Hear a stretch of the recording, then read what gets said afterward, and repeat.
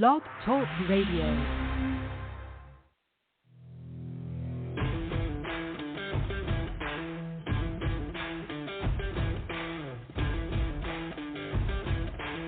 The following broadcast is brought to you by the iGolf Sports Network.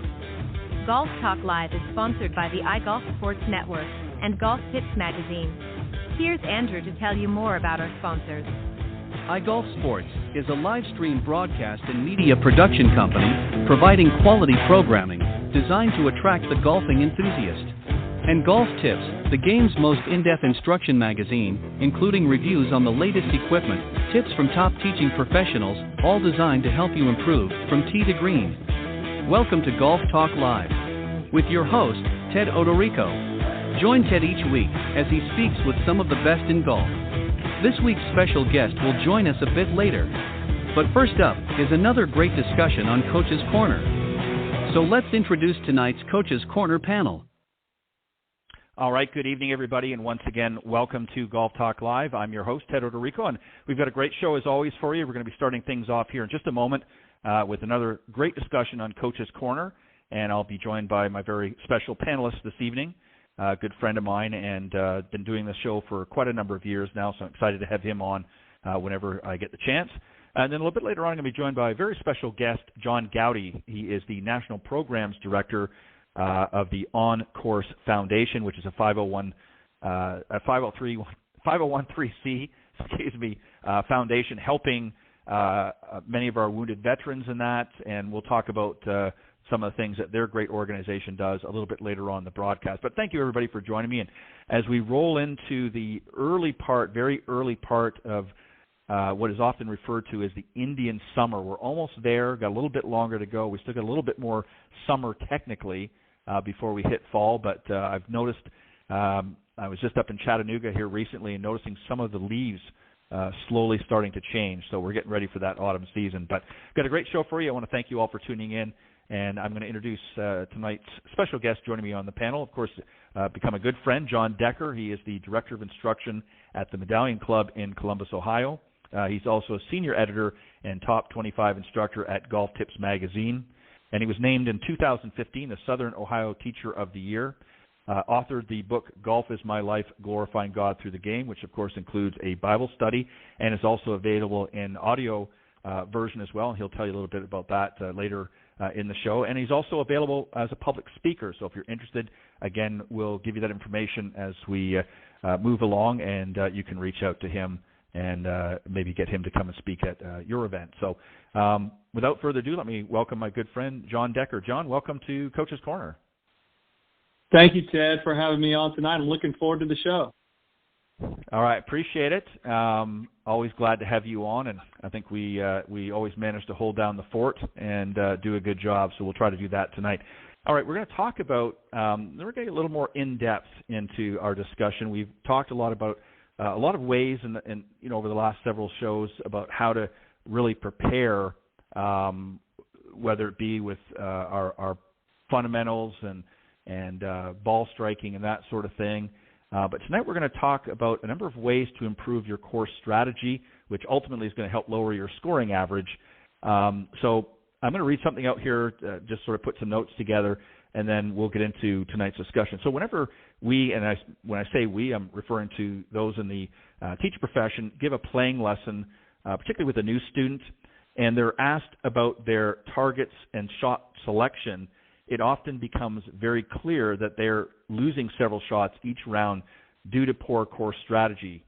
The good news about this, though, is that it becomes a very easy way to shave shots off their score almost immediately by learning some of the things we're going to talk about. And if you watch how tour players successfully plot their way around the golf course, they tend to maximize their scoring opportunities while at the same time limiting their mistakes. They certainly do miss their targets more than what we would think. We obviously, if you're watching on TV, you're only seeing the edited versions.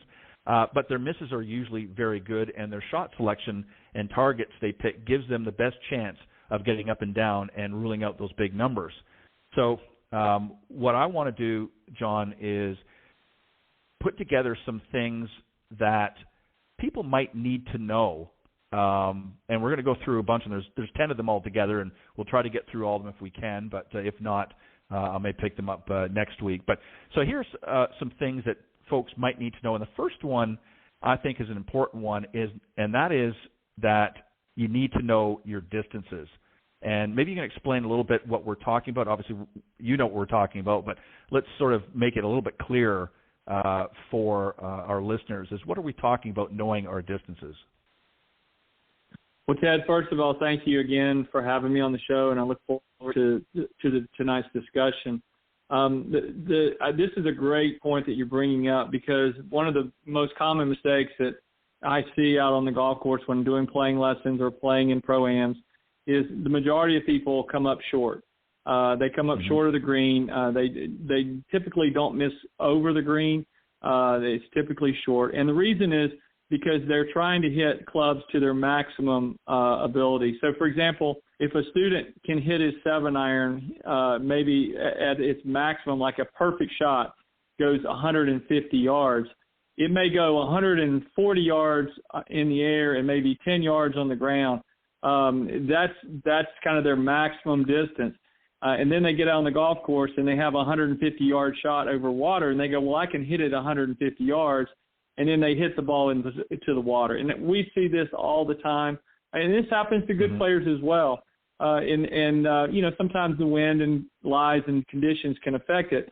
But if you're always playing to maximize to a maximum with your distances, you're going to come up short a lot, because you're just not going to hit every shot perfect. No one does. The best ball strikers in the world miss hit balls. And when I'm swinging really well, I will tend to push clubs to their limits. But when I'm not swinging well, the first thing I do is take more club. And I would recommend that the average golfer take a little more club coming into greens. Now, obviously, if the trouble's long, you don't want to do that. But in most cases, you want to have the extra club so that you can make sure and get the ball to the green and get it up on the green. So that would be something that's important. Knowing your carry distance is critical. And that's one of the things I love as we transition into the winter months, for those of you who out there who can't play golf year round and you have a lot of idle time. The indoor simulators, if you go to Topgolf and some of these places, you can start learning your carry distance. And that, to me, is what really matters, how far your ball carries in the air. Because, the way American golf courses are built, there's a lot of forced carries. There's bunkers, there's water, there's all kind of hazards out there. So we want to make sure that we have a club in our hand when we're hitting into the greens, that we know that we can carry to the green.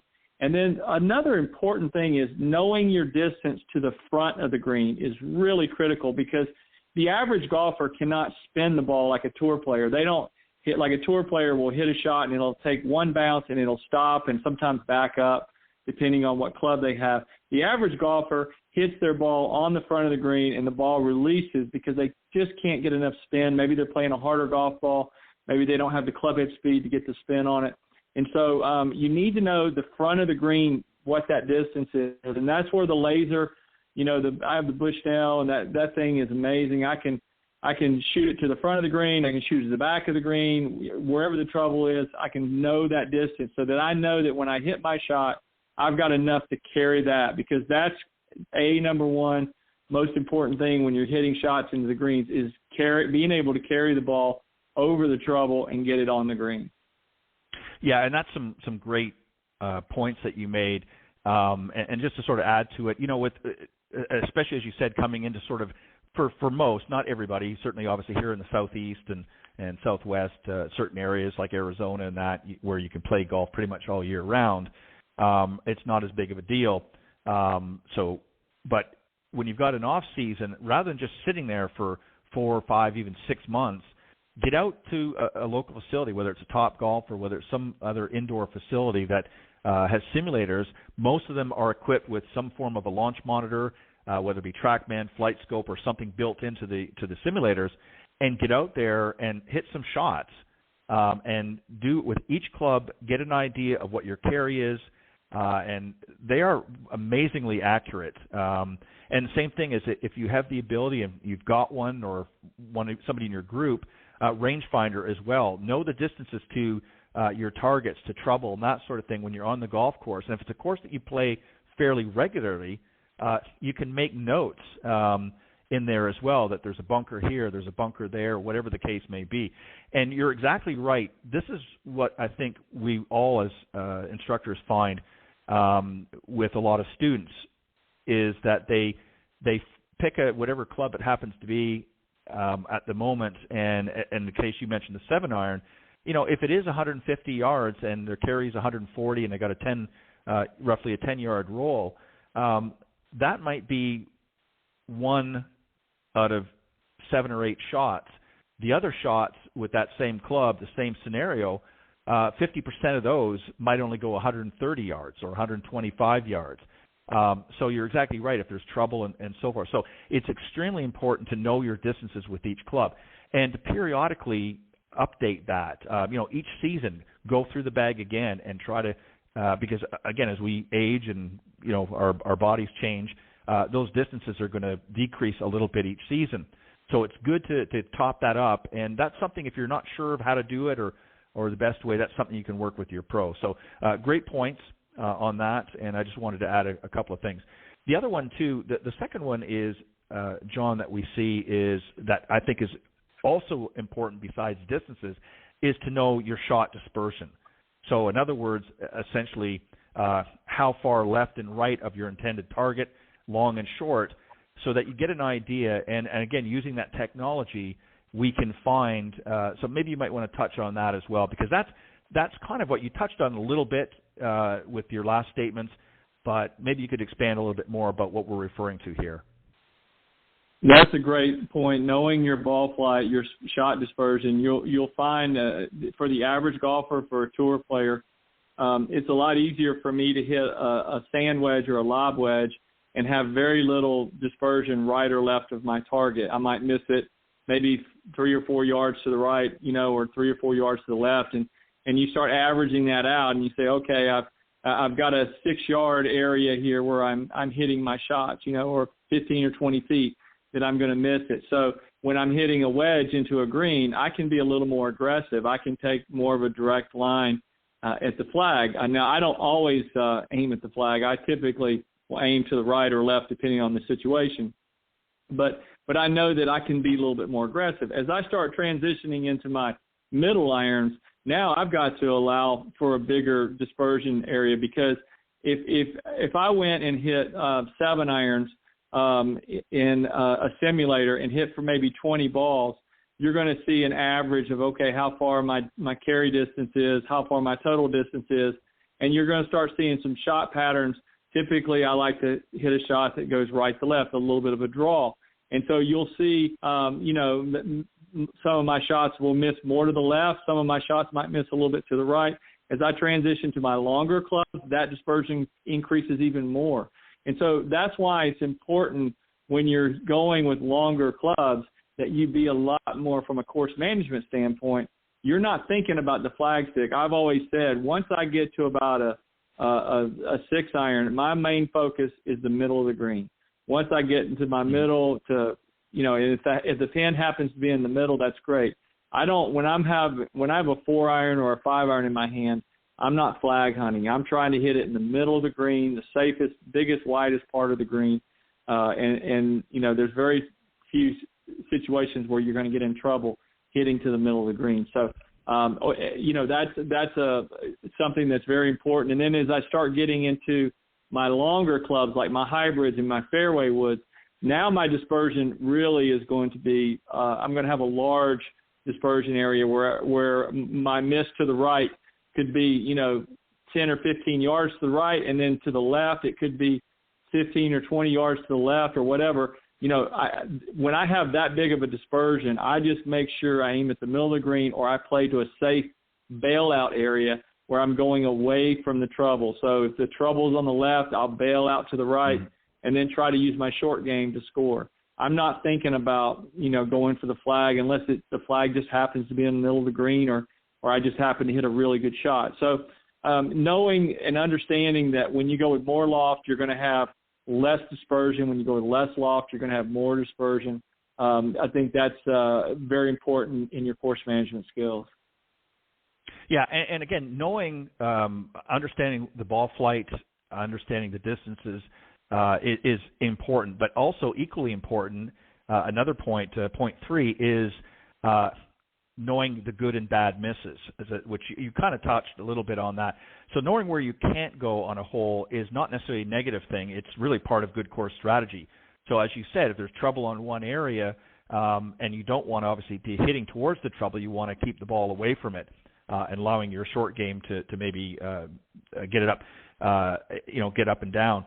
And some people like to do, and this is an interesting, some people use this as a strategy. They imagine sort of 3 possible pin locations to formulate the strategy. And based on those pin positions, some of the students might have, similar to a traffic stop, which is a red, amber, or green. So if it's a green, they're going to go for it. If it's an amber, again, depending on their level of play, they may be moderately aggressive, but not overly aggressive. And if it's red, they're going to play very conservative, like you said, bail out in an area. So I think knowing the good and bad misses is equally as important as some of the other things. Your thoughts? Yes, I think that's important, and I think that a lot of that when you're looking, like when I play in tournaments, they give us a pin sheet. So when I'm playing certain holes, I'm looking at the pin sheet. Now the rangefinders have made it to where the pin sheets are not nearly as important as they used to be when I was younger. I mean, those you were really studying those pin sheets. Now the lasers just make it so much easier, and it speeds up the game a lot. So for everyone out there, I highly recommend that you get some sort of rangefinder. It's really going to help you understanding how to set up and know where the trouble is and try to avoid the trouble. Avoiding the trouble, and I like what you said earlier. It's not a negative thought, but the first thing I ask myself when I set up to any shot is, where can I not go? If I stand up on the tee box and there's out of bounds on the right, I know I cannot go right. So I have to avoid the right side. I have to tee it up on the right side. I have to hit away from the out of bounds. When I'm hitting into the greens, if there's a pond in front of the green, I know I can't be short. I know I have to take extra club. I know I have to be smart from that standpoint. So knowing where to miss and how to get it around the golf course. And I have played with so many players through the years who are not striking it well. You can tell they're not on their game, but they know how to get it around. They know how to manage their game. And at the end of the day, you're like, how in the world did that guy or girl shoot that score? And they really didn't have their A game. They really didn't hit a lot of greens in regulation, but they managed their game. And that's the experience, knowing what you can and can't do. And that's one of the beauties of the game of golf. And this is just to add this in here, and I know we'll probably touch on it again. This is why practice and practicing with a purpose is so important. Just going up and hitting balls sort of willy-nilly is not very effective practice. So this is an opportunity during your practice session, not a warm-up before you go out to play. That's entirely different.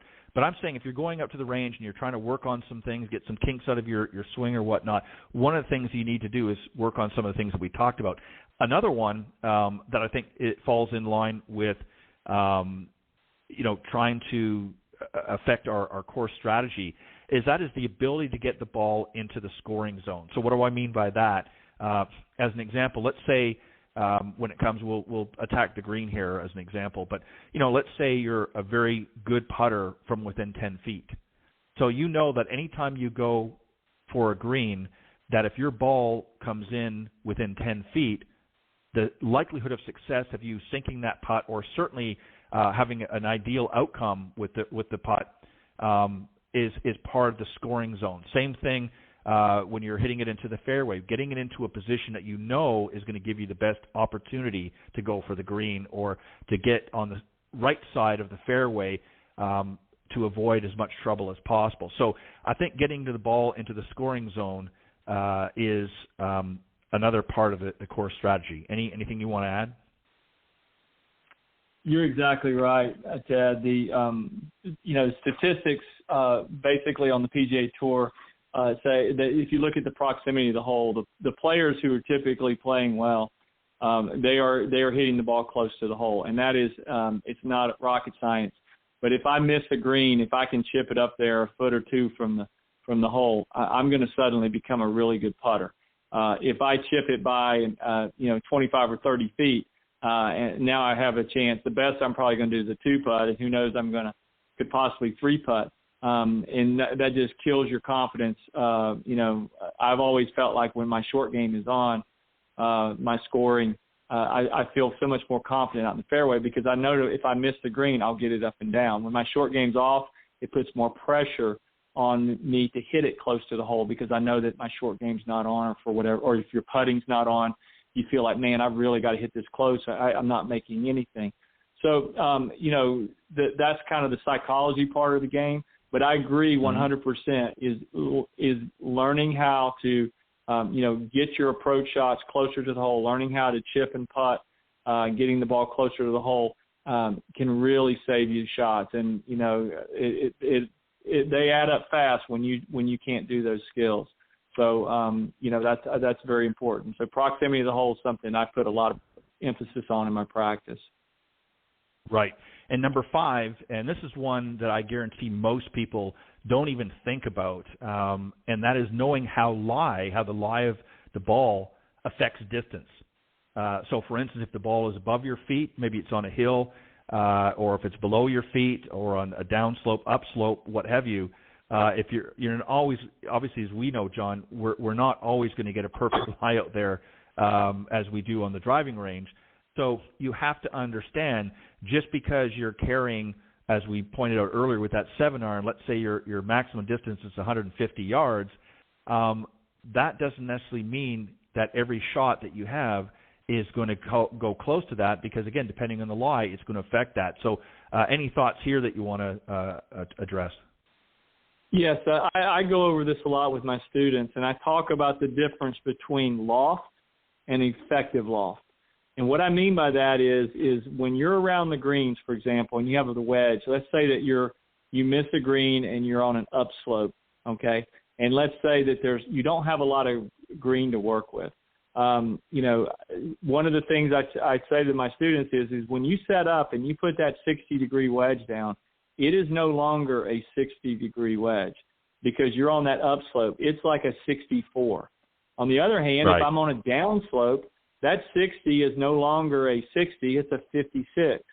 So a lot right. of times I will, in situations where if it was a level lie, I say to myself, well, I would normally hit a 56 here, okay? I'm going to carry the ball maybe 20 feet in the air, and I'm going to have about 20 feet of green to work with.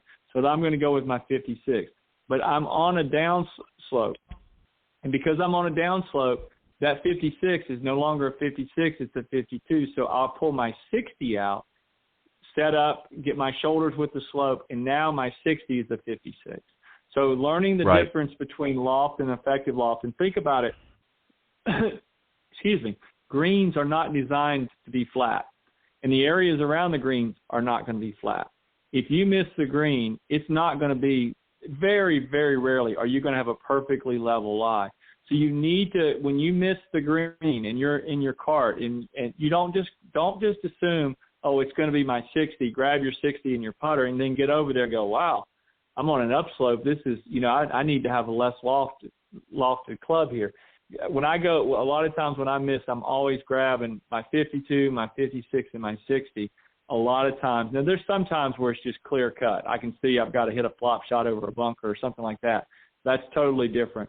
But if I have some green to work with and I can see my ball's maybe not on a downslope or an upslope, I'll usually take a couple clubs over there.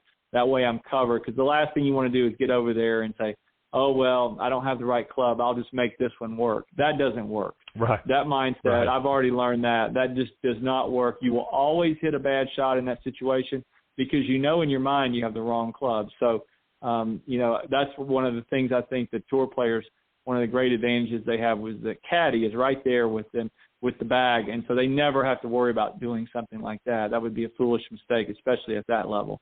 So it's important to know the difference between the loft and the effective loft. Yeah, and a lot of times we'll see on the pro tours, we'll see the player, pull out one club and they're taking some practice swings, and you can almost see the wheels going, and they're saying, no, that's not the right club. They'll throw that back in, and they'll pull out their next one. Well, a lot of cases when you're playing, we don't have the advantage in a lot of courses to have a caddy. So maybe we're pulling, a club out of the bag that we think, and if you're playing with a buddy and you're sharing a golf cart, he's zoomed off to where his ball is. You may need a 7-iron or a 6-iron, and you, for some reason, have pulled out the 8 or the 9-iron. You've now underclubbed, and you're in a position where, again, you're trying to finagle some shot and pull off some shot in order to make do because you have made a poor club selection. So, knowing the distances and that, again, is important, and particularly when you get an uneven lie like that. Another one, too, and this is one, our good buddy Clint Wright, who's been on here, and he's really good with the short game. He's talked a lot about this over the years. And another mistake that he often sees and he talks about is, especially on short par 4s and certainly par 5s, is a lot of players try to hit the ball down down the hole as far as possible. So, for an example, they hit a pretty decent drive. They're in the fairway. They've got 230, 240 yards to the green. They're reaching for their 3-wood, maybe to approach that par 5. And depending on their level, that may not be the best choice. So what you need to know is what your favorite yardage, wedge yardage is. So as an example, if you're hitting that 3-wood and you get down and the person, you might ask them and say, well, why you choose that? Well, I want to get down close to the green as possible, which sounds good. But now maybe you're stuck with a half wedge or a third wedge shot, which is not comfortable in your wheelhouse. Whereas if you laid up a little bit and left yourself that 100 yards, which is maybe what your ideal wedge yardage is, now you can hit a full shot in there with confidence as opposed to trying to manufacture something. So, again, this is another area that I think a lot of people miss the boat on, is they're trying to pull off these hero shots and figuring, well, if I just get down to the green as close as possible, that's going to put me in a good position. But sometimes that actually has the reverse effect, right?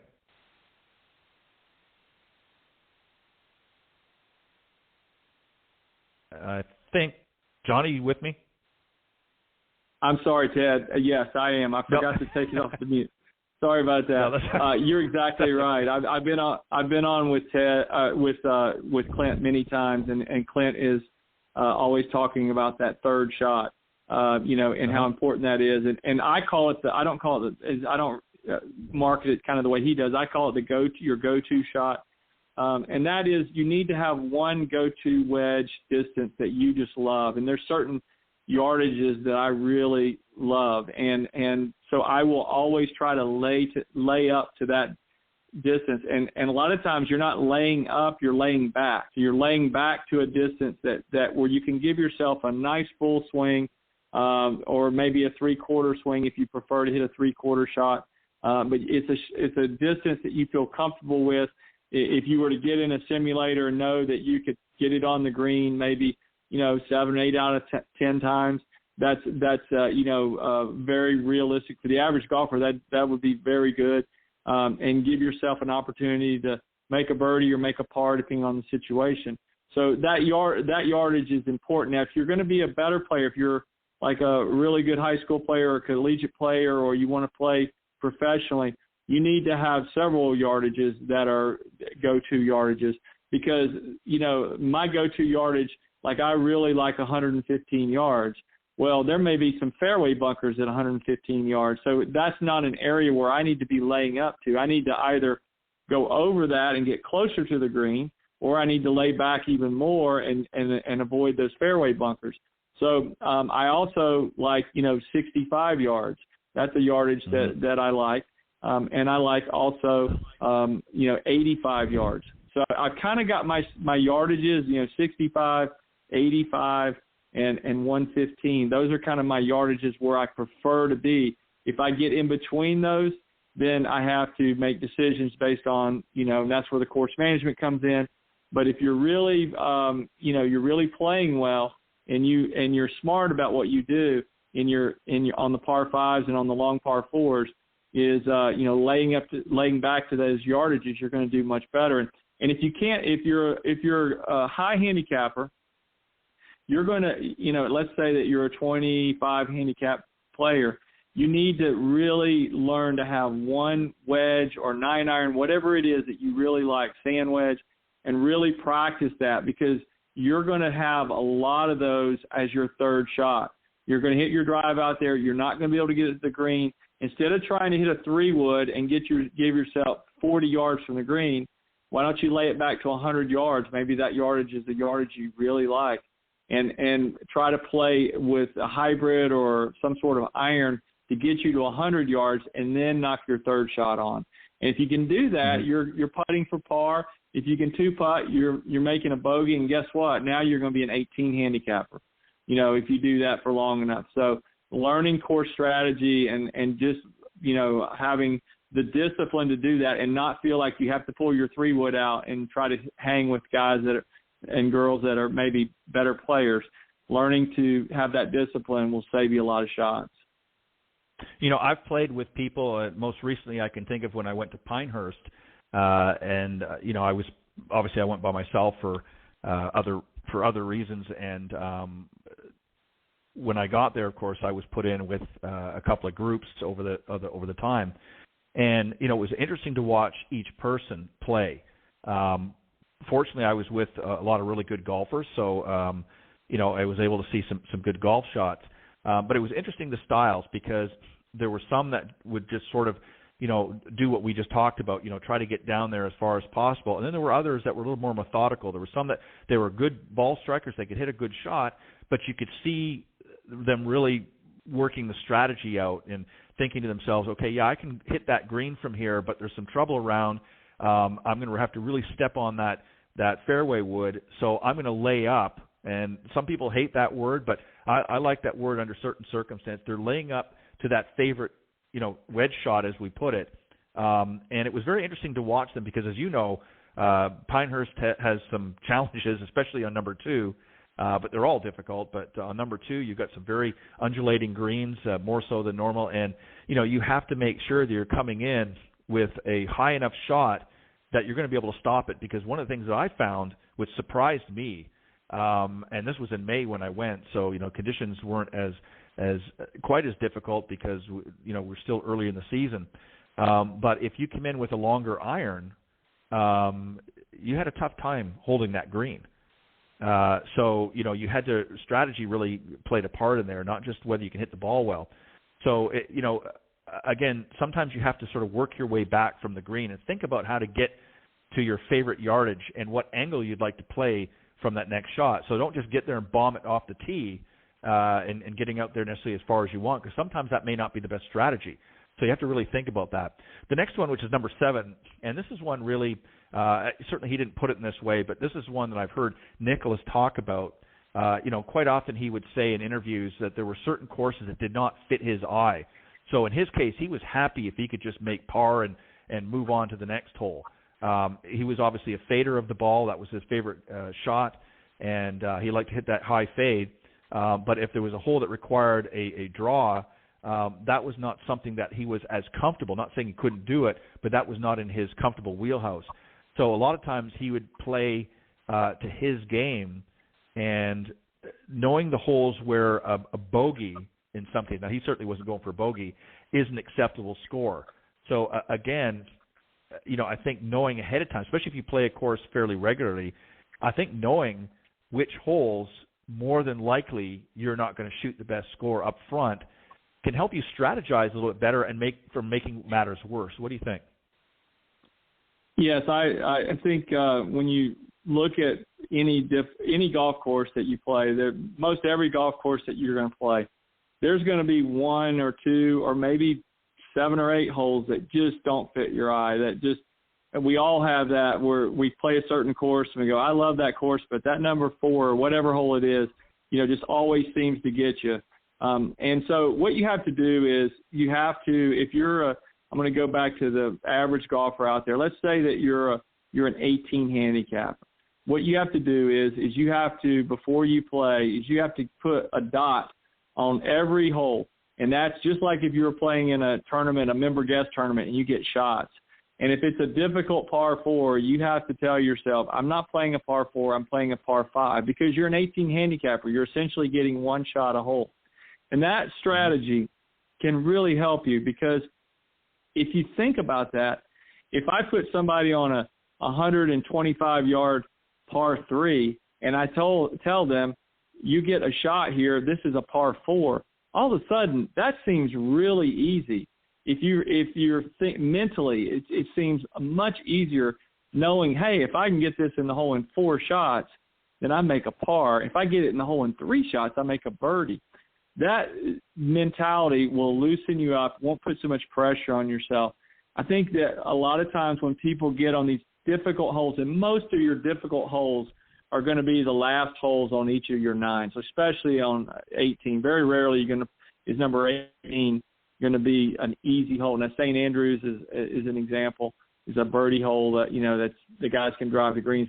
But most of your the 18th hole is going to be your difficult. A lot of people are going to get 2 shots. A lot of the listeners out there are going to get possibly 2 if they were to go use this strategy. So, if you have a club that that say, I can't, my driver's not my favorite club, I don't like the look of this hole, I'm going to hit a hybrid off the tee, and once you hit that hybrid out there, you can actually then hit another shot down the fairway, and now you're at 0. Now you're essentially, that's your tee shot. You haven't even hit a tee shot yet if you're getting 2 shots there. If you're getting 1 shot, then you lie 1. So it just frees up the mind. It allows you to play smart, to play within yourself. And obviously, the better you get as a player, the fewer shots you're going to get. But for the average golfer out there, that strategy will really help them on the course. Yeah, I couldn't agree more. And another one, too, that sort of falls in line with number 7 is number 8, of course, is knowing when to take your medicine. Again, we've kind of touched on this a little bit, but, there's going to be some of those days that too many golfers take on too much risk when they're out of position. So, on those days that you have sort of your B or C game, which of course happens to all of us, it doesn't mean that you have to score badly. So those rounds where you aren't in control of the golf ball or not the time to be, it certainly is not the time to be taking on risky shots. So when you're out of position, select shots that are going to get you back into play with a chance to score. So again, sometimes, John, we got to take our lumps, right? Absolutely, and the best way to kind of equate this is a simple way to think about this, and I try to emphasize this to all my students. But when you hit a bad shot, the most important decision that you're going to make on a golf course is after a bad shot. It's easy to make good decisions when you're in the fairway or when you're on the green. I mean, anyone can make a bad decision. I'm not saying you can't mess up, but when you're in the fairway and when you're on the green, life is a lot easier on the golf course. When you get in the trees, when you get up under the lip of a bunker, like a fairway bunker, when you get in an area where you don't have much of a backswing and you don't know whether you should take an unplayable or whether you should try to hit a hero shot through the trees, when you get situations like that, your decision is really going to dictate everything. And if you make a good decision, and typically for the average golfer out there, and even for the tour players, the best decision that you can make is to go the most conservative route possible. That is what I recommend. If it means taking an unplayable lie and getting out from underneath the trees, then take the unplayable lie. If it means you're in a fairway bunker and you've got to play out sideways, play out sideways.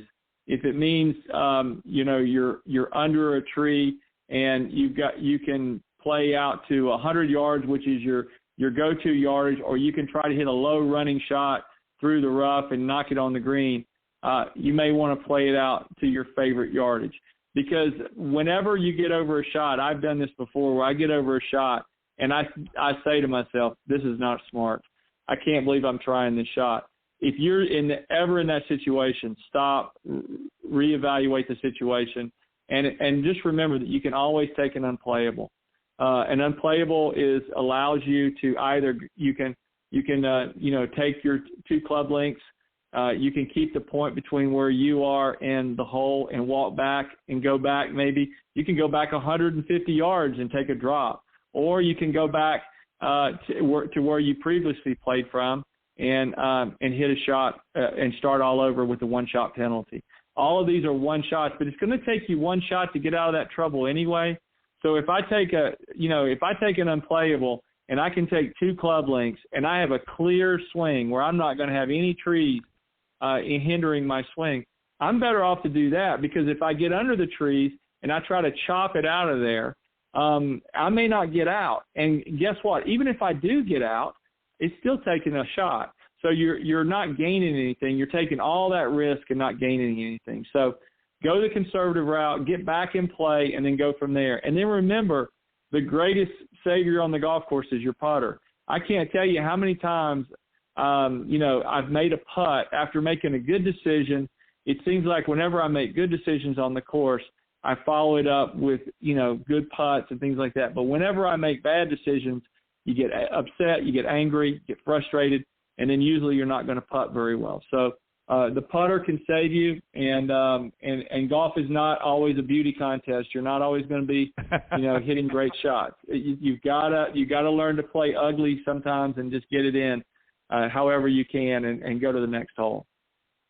Yeah, and that's exactly what I was referring to Nicholas about as well. I mean, obviously he wasn't thinking at it quite that way, but essentially what he was talking about in his interviews was that he knew under specific circumstances that this was not going to be a great hole. Now, something, if he pulled one off, maybe holed out from the fairway or got it closer than he expected, then, miraculous things happen. But he knew under certain circumstances that the risks were too high, so he was prepared, in a sense, to take his medicine. He knew that, okay, if I walk away with a par, I'm going to be pretty happy. If he got a bogey, he obviously would be disappointed, but it was to be expected that he's not going to score as well on certain holes and certain conditions. Certain shots were more difficult for him.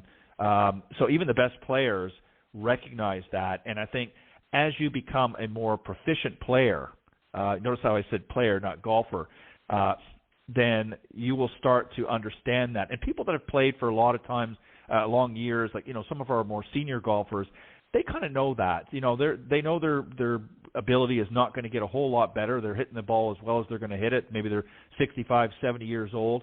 The distance, they might get a little bit here and there, but it's essentially the same. But they know where their misses are. They know how far they can hit each of their clubs, and they know likelihood if they get within a certain distance from the green or from the hole, whether or not the likelihood or the percentages that they're going to be successful with that putt. So, again, knowing that and being willing to take your medicine when things are not, when you're not playing your best on that game, like I said earlier, the B or C game comes out and rears its ugly head, that's okay. You play with what you got. Now, this is one here, number 9. This is really something that I would ratchet up to the more advanced players, because this is something I guarantee is going to be most over the majority of our high handicappers' heads. Not saying that they don't factor this in, but they're not going to be as proficient as our better players. And that is to be able to improve your golf IQ. And what I mean by that is some of the best players in the world, they know exactly how a degree of air temperature can change and affect the distance of the ball, both carry and roll. They're also great at being able to judge wind speed, and they know exactly how much each mile per hour of wind speed will affect the distance. They also understand when conditions are wet, measuring the distance change again as well. So I personally, and this goes into some of the equipment we talked about earlier, I'm going to get your thoughts first, and you may want to expand on that, but I think these are things for our more advanced players that you really have to have a good understanding, and there's really only a couple of ways of doing that. I'm going to get your thoughts, and I'm going to throw my thoughts in there at the end.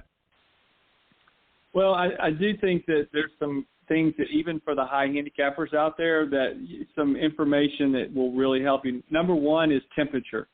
I can tell you, I can promise you, I don't care whether you're a tour player or a beginner, if you're playing in 50-degree weather, the ball is not going to go as far as if you're playing in 85-degree weather. So you need to understand that when you're hitting your approach shots. The ball will simply – I had a student here in Columbus. We have an indoor-outdoor facility, and so I can teach lessons in 30-degree weather with heaters and everything, and I've given many lessons in under those conditions. a student who just was adamant that he can hit his wedge to the certain pin out there normally, and he just could not understand why it wasn't going as far. And I said, well, you have to understand it's like 18 degrees outside. The ball's not going to go as far. So, you know, that temperature, you know, the average golfers, no one's going to be playing that kind of, you know, you're not going to be playing in temperatures that low. But when you start getting, but a lot of people play in the spring and the late fall, they're going to be playing in 50, 55 degree weather. And I've seen it where, you know, when you're playing in the winter down in Florida, down in the winter is one of my favorite times to play golf down in Florida. But you can tee off and it could be 70 degrees when, you know, when you're hitting balls at 1 o'clock or 12 o'clock on the range. And by the time the sun starts setting, because remember in the winter it sets early, it gets cooler and the temperature drops down. Your ball on those last few holes is not going to go as far. So temperature is something. Wind is another thing. You don't have to be a tour player to understand that when the wind is in your face, you need to take more club. When the wind is behind you, you take less club. And I think there's a lot of people that do not factor that in, especially the high handicappers. The tour players are taking that to they can dial. They're telling themselves, well, there's a 5 mile an hour wind in my face. It's normally 120. I'm going to play this 130. So they're adding, you know, they may add 4 or 5 yards to their distance in their mind. So they try to tell themselves they have a certain distance, even though physically they don't have 130 yards. But factoring in the wind, they equate it to a number. They don't just say, I'm going to hit it harder. They never say that. But what they'll do is they may take another club, but they don't say, I'm going to hit it harder. I'm going to make the normal swing I do. I'm just going to change clubs.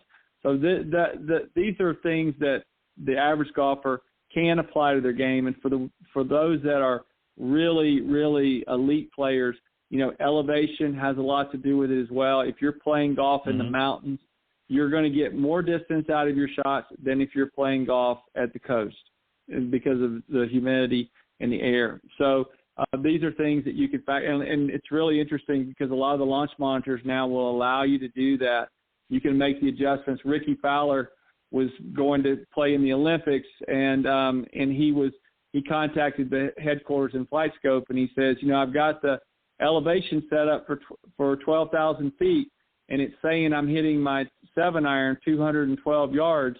Is that really correct? And they said, well, if that's what it says, that's what it is. And so then he went to Mexico. He went there and he played at the elevation, and he called him up and he said the Flight Scope was off. It was off or the Foresight, excuse me, it was Foresight. He said it was off a yard. So the guys for Foresight were doing a presentation to our section, and I thought that was a great story. But if you have access to the simulators, that you can change the elevation. If you're going on vacation and you're going to the beach and you live out in Colorado, or you're going to Colorado and you live on the beach, you can set those elevation changes to know how far each club goes. Yeah, and I think, I had a gentleman years ago ask me, he said, you know, how can I get, 10, 15, 20 extra yards? And I said, well, move to Arizona. I said, you'll get a little bit further. That's that's great. And I told him, and of course he laughed, but it's true. If you are in a warmer climate, you're going to get more carry. Also playing, again, if you're playing in a cooler condition, changing what golf ball you play can make a difference a little bit. Certainly, I'm not saying you're going to get all those yards back, but that can help a little bit. So a lot of these things, playing in wet conditions, understanding. And what I would recommend, based on what we've been talking about here, we're mentioning the launch monitors and so forth, is I would certainly, at the beginning of the season, so, in spring, I would go through every club in the bag, kind of get, when it's a little bit cooler, get the distances. You might have some wet conditions. I'm not saying go out there when it's thunder and lightning, but if you've had a light rain happen, get out there and measure if you've got access, again, to this equipment, whether it be through the Pro or on your own. Some of the mobile launch monitors are quite reasonably priced now. Get out there and know your distances under those conditions. Then do the same thing when it gets into the summer and you got hotter conditions. Maybe go through them again because you're going to notice a difference. And then the same thing even in the fall. The fall tends to be a little bit cooler.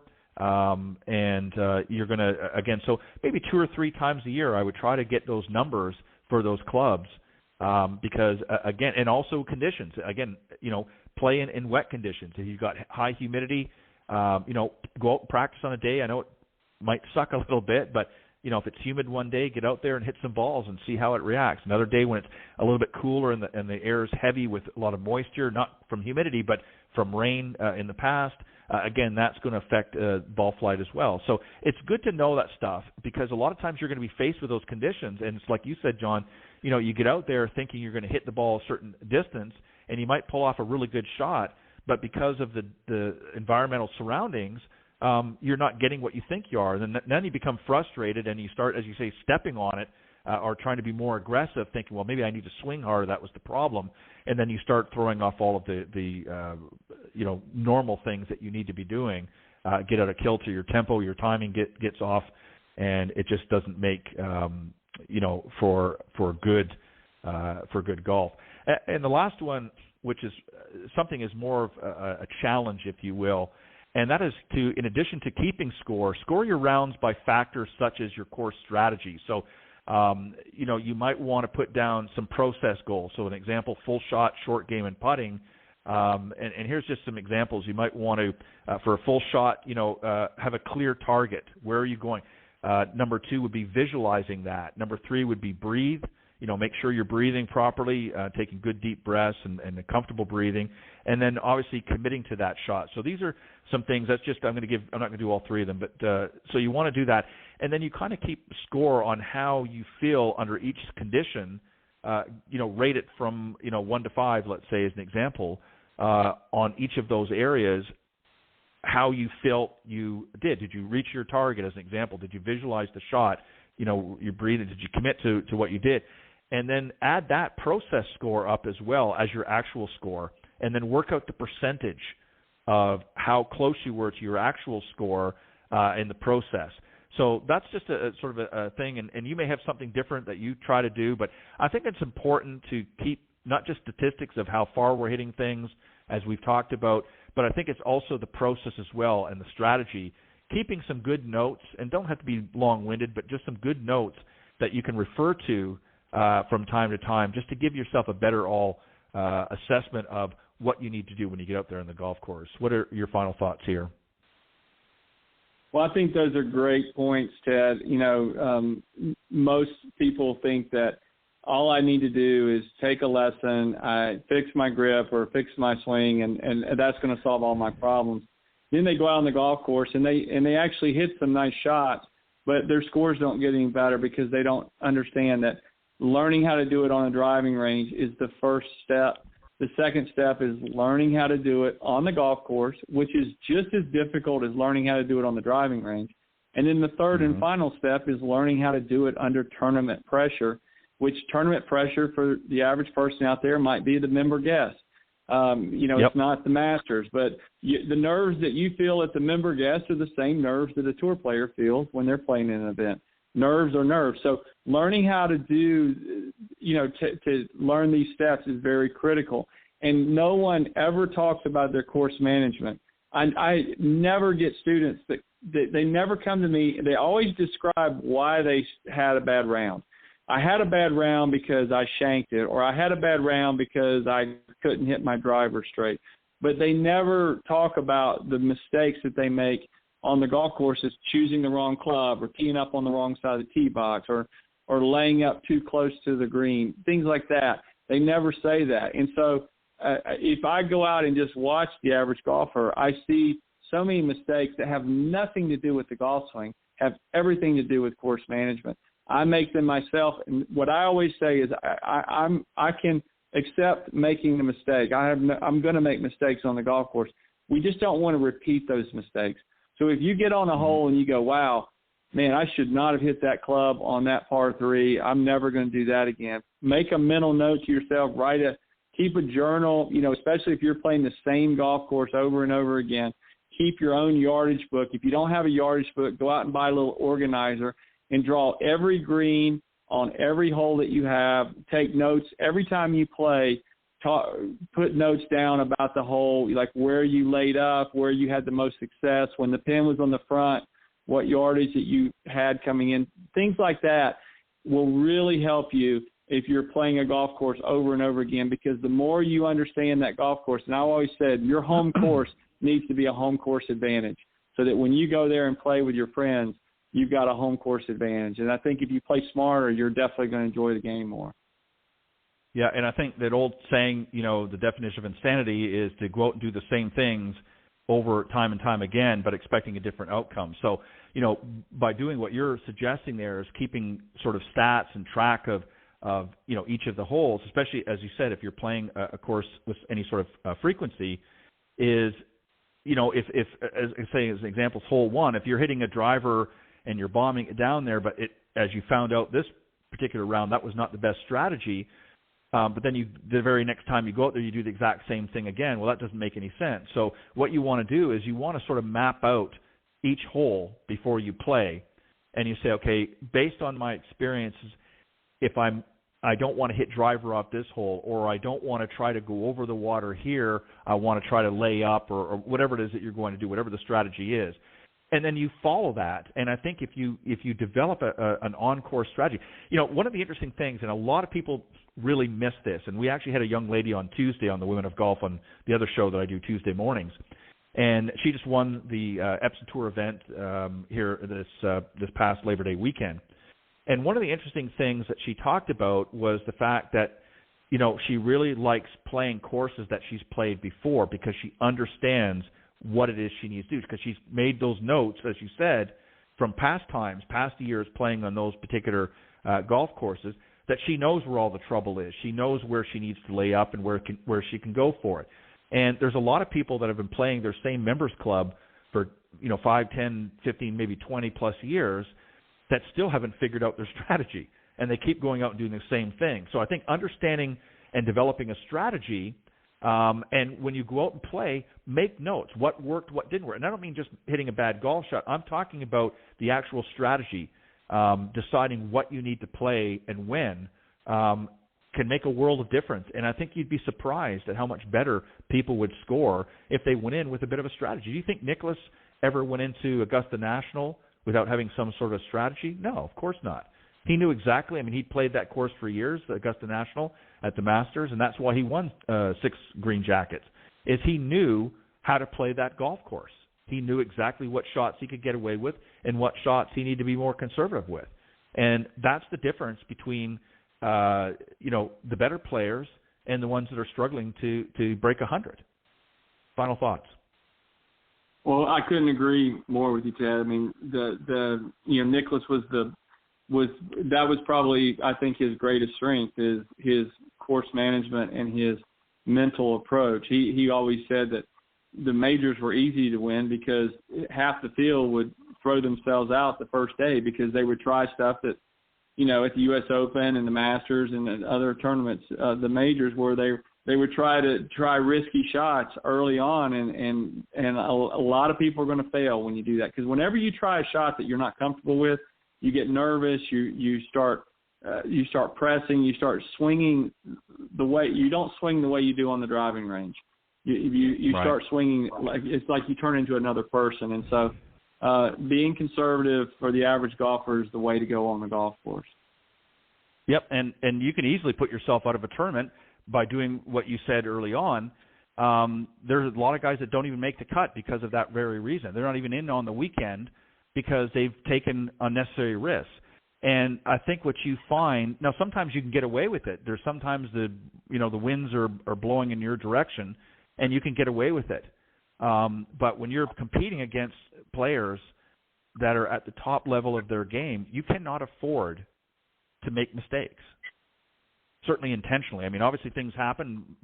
Some golf shots don't always come off the way you want. But if you're making, and we've seen how many countless players over time have made poor mistakes and just didn't, end up finishing the tournament very well because they tried to do something that was just not conducive for them winning the tournament. But well, John, I want to thank you for joining me. I think it was a good, robust discussion. I think a lot of people will get some good meat from them off the bone on those.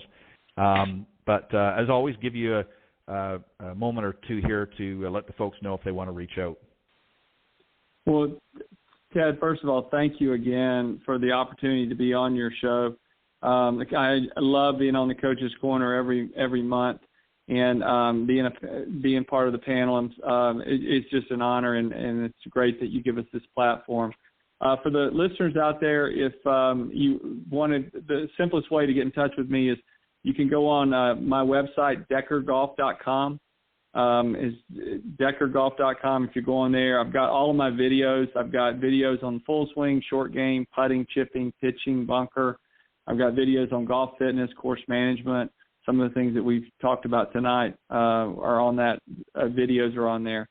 You can also reach me on social media on Facebook, Instagram, YouTube, and LinkedIn. If you go under and put in John Decker, and I spell my first name Jon.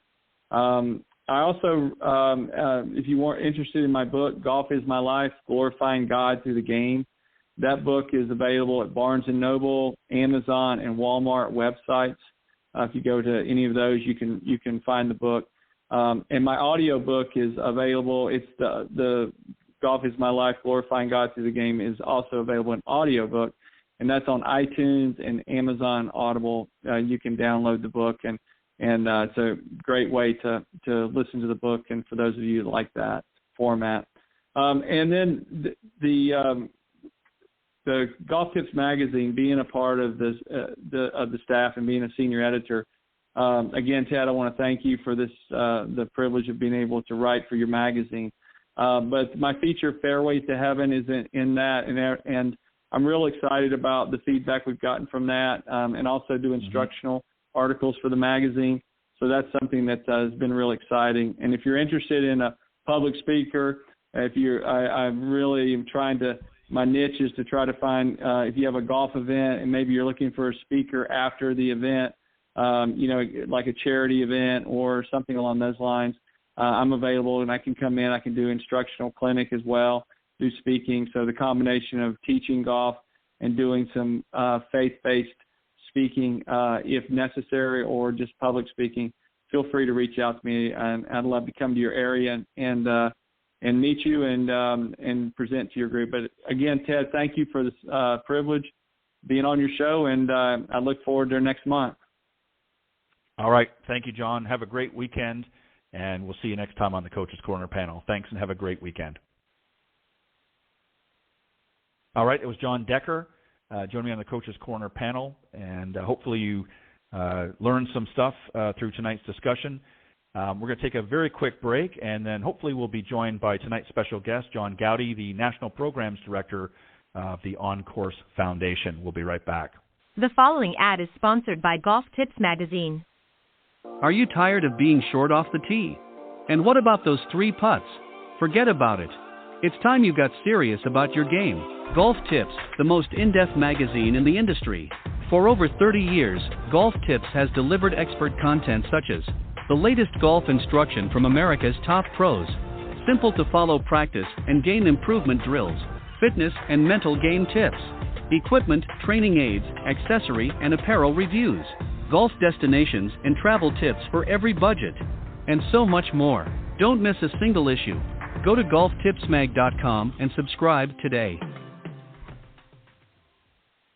All right, and again, if you go to golftipsmag.com, you'll find a couple of options there. You can either subscribe to the print version only, the digital version only, or you can subscribe to both print and digital. Some people like to have both. They can leave the print copy at home, and when they're on the road, many people have a tablet or even an iPhone or something, and they can actually bring up the digital version and get some good information while they're traveling and on vacation. So a couple of great options, and it's very, very affordable. There's 6 issues per season. We just finished wrapping up our 2022 season. In the next several weeks, you will see the November-December issue of Golf Tips, which is, of course, the final issue. And it'll be coming out, and we'll have this year's holiday gift guide full of a lot of goodies for those golfers out there that want to beef up their equipment or find some other technology maybe that they haven't gotten yet, some of the stuff that we talked about tonight. they can purchase that and get some good information, insight through the holiday gift guide. So that's always a favorite from the subscribers. But again, if you want to subscribe, go to golftipsmag.com, and you can get a copy at Barnes & Noble, Books A Million, and any other book newsstand, if you will. If you don't want to subscribe quite yet, you can go and pick up a copy there and check it out and subscribe at any point. As I mentioned, we're just waiting for John Goudie to join us. Hopefully he'll be coming along shortly. But I'm going to read a little bit out on him, and when he comes on, then we'll just bring him right on. So as I mentioned, he is the National Programs Director of the On-Course Foundation. He's also a veteran, and while serving in the Army in Afghanistan, John was a victim of several gunshot wounds through his chest and shoulder. To put it bluntly, the pain obviously was excruciating. He lost his left leg, and lifting his right arm was impossible. After several trips to the operating room, replaced his fighting for freedom on the front lines. Obviously understandable. As I mentioned, he's now the National Programs Director of On-Course Foundation, helping injured vets getting a better educational and physical headspace, just like the organization that helped him. They've got a great vision, and hopefully we're going to get a chance when he comes on to be able to talk about some of the things that they're doing and how it helped him and how it can help many of the veterans out there that maybe been struggling since they've come back off of duty. So we'll just, as I said, we'll just wait for John here. We'll give him a little bit more time. Hopefully he'll be here shortly, and we'll be able to start our discussion. Don't forget to join me. Just give a little bit more information on the shows. Golf Talk Live, as you know, is every Thursday from 6 to 8 p.m. Central here on the blogtalkradio.com network. If for some reason you're not able to join us live, if you go to blogtalkradio.com/Golf Talk Live and scroll down to the on-demand section, you can see all of the previously aired shows. Tonight's show will be there a little bit later on after it's completed airing. The recorded version will come up there. But you can also go and check all of the previously aired shows and listen to them in their entirety there. But obviously it's good to join us live because you get to hear a lively discussion, but we understand that sometimes folks have to pick the show up whenever it's convenient for them. Also, on Tuesday mornings, I do another show with my good friend and co-host, LPGA professional and Legends Tour player Cindy Miller. We do that called The Women of Golf, and that's from 9 to 10 a.m. Eastern on the same network, blogtalkradio.com, this time /Women of Golf. Some of the interesting things, in addition to many women and men that have helped elevate women's golf, we have the pleasure of interviewing many of the Epson Tour players on Tuesday mornings. We're always excited to have them on. We just had a young lady here just this past Tuesday who won the most recent Epson Tour event, and she's on to the next one in a week's time, not this week coming up, but the week after. They're going to be heading to Prattville, Alabama, and playing on one of the Robert Trent Jones golf courses, which is part of the Robert Trent Jones Golf Trail in Alabama. Great courses, and so it's sure to be some interesting event, and they're getting ready. I think they're hitting their last few events. I think they've got 3 or 4 events left. The last one will be in Florida, which will be in Daytona at the LPGA International Golf Course. Where they'll be playing the Epson Tour Championship. So hopefully they will be able to close out a successful season. Many of them are trying to earn their permanent LPGA cards. I believe the top 10 move on to their status. The rest obviously will have to go back to qualifying school or wait till next year, back off the Epson Tour and try to again. But it's always interesting that the young ladies most of them are obviously very young and up-and-coming stars, and we're always excited to have them on the show. So we're looking forward to seeing who we have next week on the show as well. So while we wait for John, I'm just going to send a quick message and just to see if he's going to be able to make it or not. So just bear with me.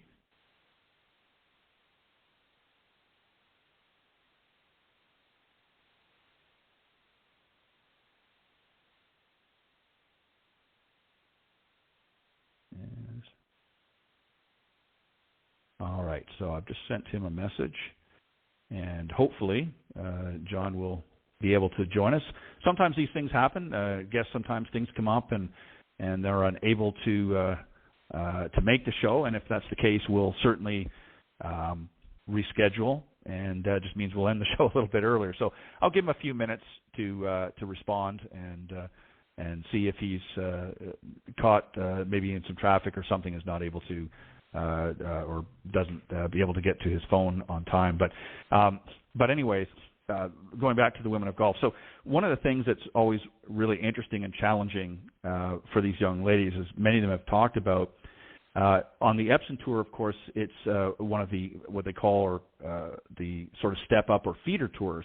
And what's always interesting is many of the players, not all of them, but many of them have come out of college, and when they hit the tour, and they're used to a coach or or assistant coaches that sort of help with traveling and organizing all of the events for them, because they're playing as part of a team this time. But once they get out on tour, in the case of the Epson and obviously the LPGA, and I'll mention that in a minute, now they're having to sort of create their own schedule, and so it's a whole different, as I say, kettle of fish, because now that the young ladies have to book their own hotels, have to arrange for car rentals. In some cases, if they're able to take flights, they'll take flights. Depending on where they're going, but again, that's an added cost. So they try their best to do a lot of different things to get things going, but it makes it difficult, because sometimes they only have, a day to get to the next event. If they're playing in California now, maybe they're going to Michigan, they've got a pretty good little trek. Now, I will say that the LPGA has done a really good job with the Epson Tour in scheduling to try and make it easier, so they're not going from one side of the country to the other. And one of the issues that they had a few years back, this is pre-COVID, was with their scheduling. I remember one season they had, I think, 7 or 8 events back-to-back, and it made it very, very difficult for a lot of players. It was just a little bit too much. So I think now they might play 3 events at the most in a row. Then they'll take a week, sometimes 2 weeks, depending on what's break, and then they'll come back out for a couple of events and then maybe take another break. So they've seemed to work it out. They play, I believe, 20 events a year. And one of the really great things that Epson has done, this is, of course, their first year out of a 5-year agreement with the LPGA, is they have really stepped up in a number of ways. First and foremost, they've increased the purses all the way around for all of the events. They've beefed up the purse money, so these young ladies have an opportunity to make a little bit more money, and obviously they're not making as much as some of their counterparts out in the LPGA Tour, which is sort of the big stage for women's golf.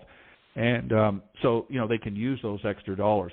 The other thing that's helped them is on the other end is the entry fees. They've lowered those down, I think, about 10%, maybe a little bit more, so that some of the costs getting into these events for them to play is a little bit less as well. So that also helps them, because these young ladies obviously have to budget a little bit more aggressively than some of the regular players on the LPGA who are playing for much larger purses, and even the players that don't necessarily finish in the top 10 are making a little bit more money. Of course, their expenses are higher, but they're making a little bit better money. And usually by then, most of the players, by the time they get out in the LPGA, have garnered some pretty good sponsors that have helped foot some of the bill so that they can breathe a little bit easier. But I know for some of the Epson Tour players in the past, it's been a little bit challenging for them having to, now sort of do their own thing and get the schedule down such.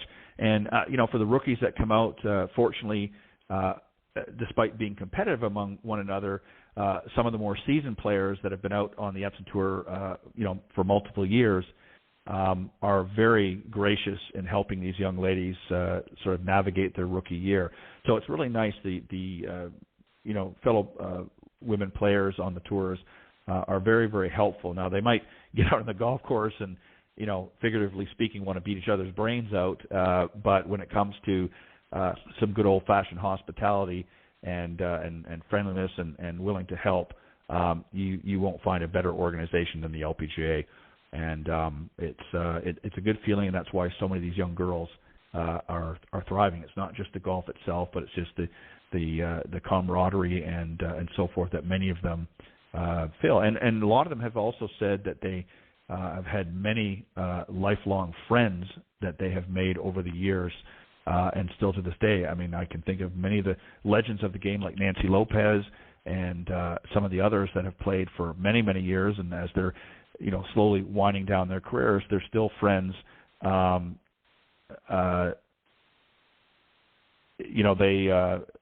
are having to, they have to deal with whatever they have to deal with, and they're able to. I'm just responding to John. Sorry, he just sent me a message. They were having a little bit of an issue on his end. But anyway, some of the more seasoned members of the LPGA have made friends for years, and to this day they're still friends. So it's one of those things that it's really for a lifetime. It's not just about playing some great golf and some great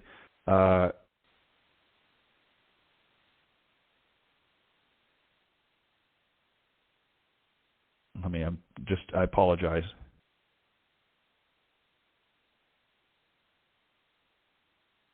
I think we may be rescheduling. Let me just find out here. So, it's a great organization, the LPGA.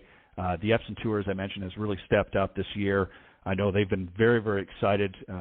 We actually featured them in our latest September-October, issue of Golf Tips magazine, and actually the CEO of Epson America, Keith Kratzberg, actually put together a great article as the featured article of this past issue, and it's still available on newsstands, or you can certainly subscribe, and we can make sure you get a copy of it. But it's really, really good. They're very, very excited.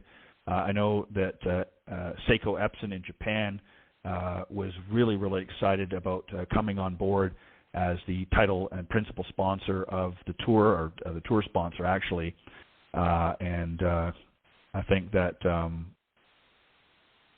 they've just done a great job, and I know that they're looking forward over the next several years as they get ready to wind down this year. They're looking forward to even a better season next year, and they've come in developing really right from the get-go. Last season, they presented and made 10, as they call them, Epson Tour ambassadors, which comes with a number of different perks, of course, but they're able to not only obviously advance their game, but they have some other goodies, if you will, that Epson has provided as sort of a perk, if you will. So it looks like, and I'm just waiting for confirmation, I apologize, but it looks like we may have to reschedule John for another evening. Yeah, as I thought, we're going to have to reschedule. He's having a personal issue that he's having to deal with, so he certainly sends his apologies. So my apologies to you. I will endeavor to get him rescheduled as soon as possible. And for those of you that saw the postings through social media and were hoping to hear John talk tonight, unfortunately, it looks like we're going to have to cancel, but I will reschedule. But on that note, I look forward to you joining me next week. We will have a really good guest next week as well, and another group on the Coach's Corner panel. I hope you'll join me. And again, my apologies for this evening. But that happens sometimes in our business, and we'll, as I said, endeavor to get John on the program as quickly as we can. But on that note, have a great weekend, everybody. God bless, and thank you for tuning into Golf Talk Live. We'll see you next week. Thanks for joining us. We hope you enjoyed this week's broadcast of Golf Talk Live. We'd like to thank this week's Coach's Corner panel, and a special thank you to tonight's guest. Remember to join Ted every Thursday from 6 to 8 p.m. Central on Golf Talk Live. And be sure to follow Ted on Facebook, Twitter, and Instagram. If you're interested in being a guest on Golf Talk Live, send Ted an email at ted.golftalklive@gmail.com. This has been a production of the iGolf Sports Network.